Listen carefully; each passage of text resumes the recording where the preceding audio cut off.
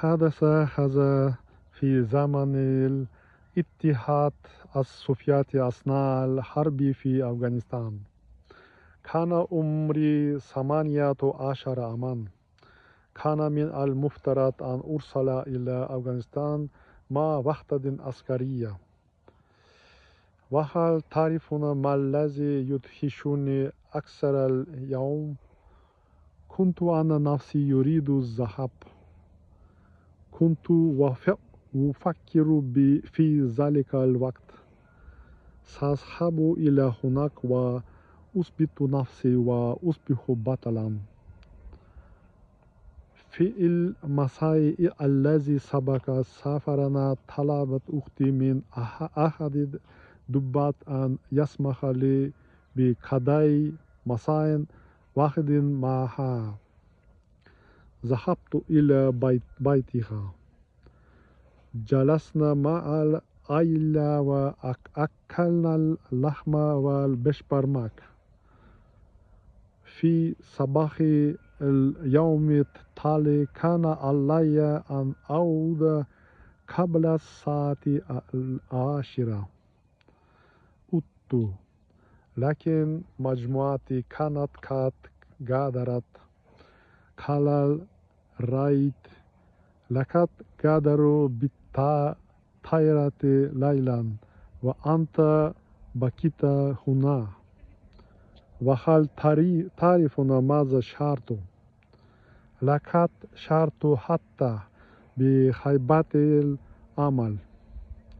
مرت عدة أشهر وفي الخريف عدت مرة أخرى إلى مكتب التجنيد العسكري.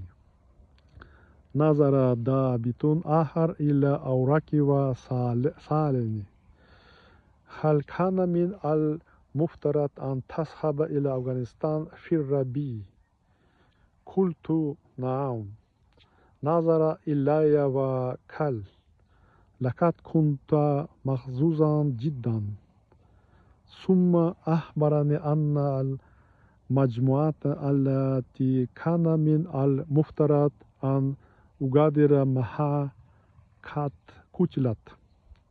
هذا ما قيل لي في ذلك الوقت. لم أنسى هذه الكلمات طوال حياتي. ثم فحص ضابط بصري. كان نظري ناقص ساعة ونصف. فتعجب وقال: من الذي كان يريد أن يرسلك إلى الحرب بهذا النظر؟ مرت عقود، وبعد سنوات قررت امرأة أعرفها وقد زارت نحو 150 دولة أن ترى أفغانستان بعينيها. كانت توقع أن ترى بلدا مليئا بالحرب والدمار والخوف، لكنها عادت بانتباه مختلفا تماما. رأت أناسا عاديين. رأت أناسا يعملون.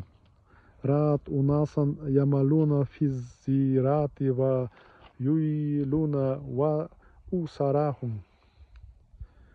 ورأت رجالا ونساء يرتدون ملابسهم التقليدية. وتحدثت عن أناس طيبين وعن جبال وبحيرات وطبيعة جميلة. وعنده فكرت: كم من الشباب يذهبون إلى الحرب ضد أناس لم يروهم في حياتهم فقط لأن أحدا قال لهم مسبقا: هؤلاء أعداؤكم. يقول القرآن الكريم: وجعلناكم شعوبا وقبائل لتعارفوا. القرآن الكريم الحجرات. ربما قبل أن نعتبر شعبا كاملا عدوا. علينا أولا أن ننظر في يوني حول الناس